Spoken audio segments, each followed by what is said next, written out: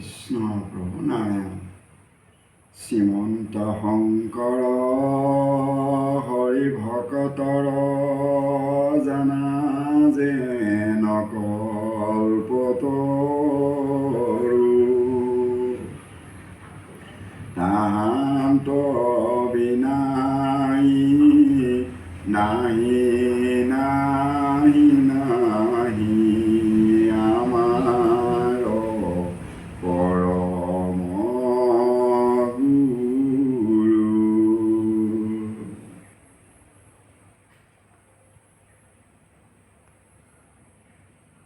মংগলাচৰণ আৰু ঋষি প্ৰশ্ন। জয় জয় কৃষ্ণ কৃপাময় মহেশ্বৰ,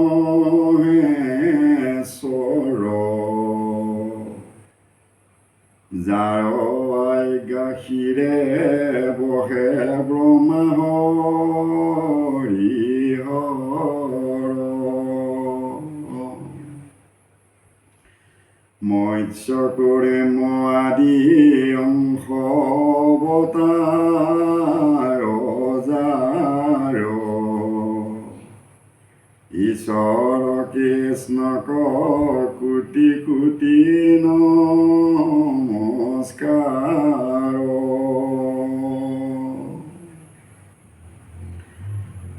নমো নমো মধু মুৰৰী পুম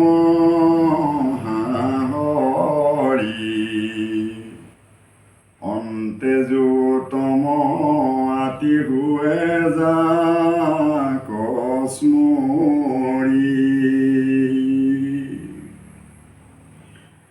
সমস্ত জগত উদ্ধাৰক যাৰ নাম,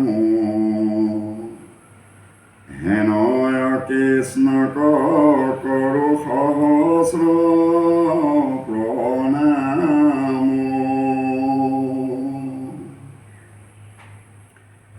এৰা প্ৰভু ভগৱন্ত ভকতৰ বনিধি, হৰে কস্মৰণে আৰম্ভৰ সিদ্ধি। কৃষ্ণ কলিকালৰ ভগৱন্ত মহাপুৰুষ শ্ৰীমন্ত শংকৰদেৱ গুৰুজনাই বৈকুণ্ঠপতি শ্ৰীহৰি শ্ৰীনাৰায়ণ শ্ৰীকৃষ্ণৰ সৰ্বপ্ৰথমে জয় জয়তা প্ৰকাশ কৰিছে। ভগৱন্ত কৃষ্ণৰ শ্ৰীহৰিৰ জয়গুণ প্ৰকাশ কৰিছে আৰু ব্ৰহ্মা হৰি হৰ এই তিনিওজনে বৈকুণ্ঠপতি শ্ৰীহৰি শ্ৰীনাৰায়ণৰ আজ্ঞা পালন কৰি থাকে বুলি গুৰুজনাই ভাগৱতৰ যোগেৰে প্ৰকাশ কৰিছে। মৎস্য কুৰ্ম আদি অংশ অৱতাৰ যাৰ, ঈশ্বৰ কৃষ্ণক কোটি কোটি নমস্কাৰ। বৈকুণ্ঠপতি ভগৱন্ত প্ৰভু শ্ৰীহৰি শ্ৰীনাৰায়ণৰ অংশ স্বৰূপে ভগৱন্ত কৃষ্ণই ধৰাধামত মুঠ ২৪টা অৱতাৰ গ্ৰহণ কৰিছে। তাৰ ভিতৰত মৎস্য কুৰ্ম আদি অংশৰে তেওঁ ধৰাধামত অৱতাৰ লৈছে আৰু সেইজন ঈশ্বৰক মহাপুৰুষ শ্ৰীমন্ত শংকৰদেৱ গুৰুজনাই এবাৰ নহয় দুবাৰ নহয় কোটি কোটি বাৰ সহস্ৰবাৰ চৰণত প্ৰণাম জনাইছে। নমো নমো মধুমূৰ ৰিপু মহাহৰি, অন্তেজো উত্তম আতি হুৱে যাক স্মৰি। ভগৱন্ত কৃষ্ণই ধৰাধামত ভক্তৰ ৰক্ষাৰ হেতুকে ভগৱন্ত কৃষ্ণ প্ৰভুৱে মধু আৰু মূৰ নামৰ দুটা অসুৰক নিধন কৰিছিলে। সেয়ে উদ্দেশ্যে ভগৱন্তৰ কৃষ্ণৰ আন এটা নাম মধুৰূপ বুলি গুৰুজনাই প্ৰকাশ কৰিছে। আৰু এই ভগৱন্ত কৃষ্ণৰ যি চৰণ সেৱা কৰে, তেওঁ যদি অতি নিচ জাতিৰো ব্যক্তি হয়, এই ভগৱন্ত পুৰুষৰ চৰণ সেৱা কৰাৰ মাধ্যমেৰে অতি নিচ জাতিও উত্তম জাতিলৈ পৰিণত হয় বুলি গুৰুজনাই প্ৰকাশ কৰিছে। সমস্ত জগত উদ্ধাৰক যাৰ নাম, হেন কৃষ্ণক কৰো সহস্ৰ প্ৰণাম। ভগৱন্ত কৃষ্ণৰ যি চৰণ সেৱা, ভগৱন্ত কৃষ্ণৰ চৰণ সেৱাৰ মাধ্যমেৰে যিসকলে ভগৱন্ত পুৰুষৰ চৰণ সেৱাত অৱতীৰ্ণ হয়, সেই সকল ভগৱন্তৰ পৰম ভকত হয়, ভকতলৈ পৰিণত হয়। আৰু সেই সকলকো ভগৱন্ত পুৰুষৰ লগতেই গুৰুজনাই সহস্ৰবাৰ প্ৰণাম কৰাৰ কথা প্ৰকাশ কৰিছে। প্ৰভু ভগৱন্ত ভকতৰ নৱনিধি, হৰিক স্মৰণে আৰম্ভৰ হৌক সিদ্ধি। প্ৰভু ভগৱন্ত ভকতৰ নিধি মানে সম্পত্তি, প্ৰভু ভগৱন্তৰ ভকতৰ নিধি বুলি প্ৰকাশ কৰিছে। আৰু হৰিক স্মৰণে আৰম্ভৰ হৌক সিদ্ধি, হৰিক স্মৰণ কৰিলে সকলোৰে সিদ্ধি লাভ হয় বুলি গুৰুজনাই প্ৰকাশ কৰিছে। এৰা পৰীক্ষিত মুখ্য কথা দ্বাদশ স্কন্ধৰ, কৃষ্ণৰ চৰণে ভনে কিংকৰ কৃষ্ণৰ। প্ৰথম স্কন্ধৰ পৰা দ্বাদশ পৰ্যন্তে, কহিলা ৰাজাত মহামুনীন্দ্ৰ মহন্তে। সংক্ষেপ কৰিয়া উদ্ধাৰিয়া তাৰ সাৰ, শংকৰে ৰচিলা কৃষ্ণ চৰিত্ৰ পয়াৰ। 2800 সহস্ৰ ঋষি বেদত প্ৰধান, বিষ্ণুৰ নৈমিষ ক্ষেত্ৰৰ মহাপুণ্য স্থান। গুৰুজনাই লগে লগে প্ৰকাশ কৰিছে ভাগৱতৰ যোগেদি পৰীক্ষিত মুখ্য কথা দ্বাদশ স্কন্ধৰ, কৃষ্ণৰ চৰণে ভনে কৃষ্ণৰ কিংকৰ। গুৰুজনাই নিজকে কিংকৰ বুলি আখ্যান দিছে। তেওঁ ভগৱন্ত প্ৰভুৰ কিংকৰ বুলি বাৰে বাৰে প্ৰকাশ কৰিছে। এই গুৰুজনাই ভাগৱতৰ যোগেদি পৰীক্ষিত ৰজাৰ বিষয়ে দাঙি ধৰিছে। ভাগৱতৰ প্ৰথম স্কন্ধৰ পৰাই ৰজা পৰীক্ষিতৰ বিষয়ে আলোচনা হৈছে আৰু ভাগৱতৰ প্ৰথম স্কন্ধৰ পৰা দ্বাদশ পৰ্যন্ত মহাৰাজ পৰীক্ষিতৰ বিষয়ে প্ৰকাশ কৰা হৈছে। সংক্ষেপ কৰিয়া উদ্ধাৰিয়া তাৰ সাৰ, শংকৰে ৰচিলা কৃষ্ণ চৰিত্ৰ পয়াৰ। 2800 সহস্ৰ ঋষি বেদত প্ৰধান, বিষ্ণুৰ নৈমিষ ক্ষেত্ৰ মহাপুণ্য স্থান।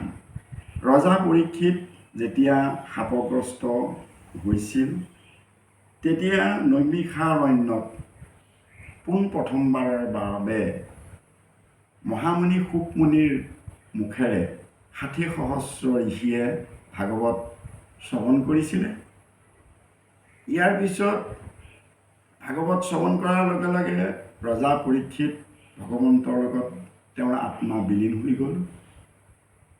পিছৰ বাৰৰ কাৰণে শৌনক প্ৰমুখ্যে 28 সহস্ৰ ঋষিয়ে এই ভাগৱতৰ অমৃত পুনৰবাৰ পান কৰিবৰ উদ্দেশ্যে মহামুনি শুকক চৰণত ধৰি সেৱা জনালে। কিন্তু দ্বিতীয়বাৰৰ কাৰণে মহামুনি শুক মহন্তদেৱে নমিষাৰণ্যত ভাগৱত পাঠ নকৰি উগ্ৰশ্ৰৱা সূতক দ্বিতীয়বাৰৰ কাৰণে ভাগৱত পাঠ কৰিবৰ কাৰণে তেওঁ আজ্ঞা প্ৰদান কৰিলে। যেতিয়া মহামুনি শুকে নিম্ন খাপৰ ব্যক্তি সূতক ভাগৱত কথা ক'বৰ কাৰণে আজ্ঞা কৰিলে, তেতিয়া 60 সহস্ৰ ঋষিৰ ভিতৰত 32 সহস্ৰ ঋষি তেওঁলোকে গুণে জ্ঞানে তেওঁলোকে অতি জ্ঞানী হোৱা বুলি তেওঁলোকে নিজকে অভিমান কৰি তেওঁলোক সেই ভাগৱত ক্ষেত্ৰ ত্যাগ কৰিলে। কিন্তু 28 সহস্ৰ ঋষিয়ে পুনৰবাৰৰ কাৰণে পৌণ্য প্ৰমুখ্য ঋষিসকলে ভাগৱত কথা শুনিবৰ কাৰণে মন কৰিলে। মাইন কৰে শতক পাতিলা সত্ৰ তথা ঔনক প্ৰমুখ্যে শুনে ভাগৱত কথা। ঔনক বদতে শুনা সুত মহামানি পৰম পাতকী কলি পাইলে হে নজানি। আৰম্ভিলো যজ্ঞ 80 সহস্ৰ বৎসৰ হোম ধূম্ৰে ধূম্ৰ বৰ্ণ ভৈল কলে বৰ। যিটো কৰে মই কৰোঁ আত নাহি কি বিশ্বাস। আপোনাৰ আয়ুস কৰিলো ব্যৰ্থে নাশ। সম্প্ৰতি তুমি সি চিন্তিও কম হাঁহিত কৰায়ো কপান কৃষ্ণ চৰিত্ৰ অমৃত। পৌণ্য প্ৰমুখ্যে ঋষি সমস্তে সেই নমিষাৰণ্যত মহামুনি সূতৰ আগত বিনয়ভাৱে প্ৰকাশ কৰিছে যে পৰম পাতকী কলি পাইলে হেন জানি। আৰম্ভিলো যজ্ঞ 80 সহস্ৰ বৎসৰ হোম ধূম্ৰে ধূম্ৰ বৰ্ণ ভৰিলে কলে বৰ। আমি সমস্ত ঋষি সমস্তয়ে মিছাতে হোম যজ্ঞ কৰি হোমৰ ধোঁৱাৰে আমাৰ দেহা কাপোৰ কানি আমাৰ লেতেৰা হৈ গ'ল। কিন্তু আমি তাৰ পৰা কোনো ভাল নিৰাময় আমি নাপালোঁ। সেয়েহে মুনি সুত আপোনাৰ মুখেদি ভাগৱত আমাক শ্ৰৱণ কৰাই আমাক কৃতকৃত যেন কৰে, এই আপোনাৰ ওচৰত আমাৰ অনুৰোধ। পৰম ঈশ্বৰ কৃষ্ণদেৱ নাৰায়ণ তান মহাভক্তি ইটো শ্ৰৱণ কীৰ্তন। ইহা কোন জানি আন কৰ্ম কৰি মৰো কয় কৃষ্ণ সুত যেন মতে যেন তৰু। ইহাতে সে আমাৰ মিলিল মহাভাগ তুমি হেন মহন্তক পাইলো ভাগ্যে লাগ। জনক প্ৰমুখ্যে মুনি সমস্তয়ে আনন্দৰে আৰু দৃঢ় বিশ্বাসে প্ৰকাশ কৰিছে যে তোমাৰ দৰে এজন মহন্তক আমাৰ ভাগ্য ভাল হোৱাৰ কাৰণেহে লগ পালোঁ, আৰু ভাগ্য ভাল হোৱাৰ কাৰণে তোমাক লগ পাই তোমাৰ শ্ৰীমুখেৰে ভগৱন্ত শ্ৰী প্ৰভু কৃষ্ণৰ আমি গুণানুকীৰ্তন শুনিবলৈ আমি আমাৰ ভাগ্য জন্মিল। যত স্বৰ্গ সুখ যিটো মুখ্য সুখ মূল ভকতৰ সংগৰ অল্প কোনো হিতুল আকাশে সংসাৰে ৰবিৰ ৰথ যেন বায়ু উৰে জল লগত হৰে জগত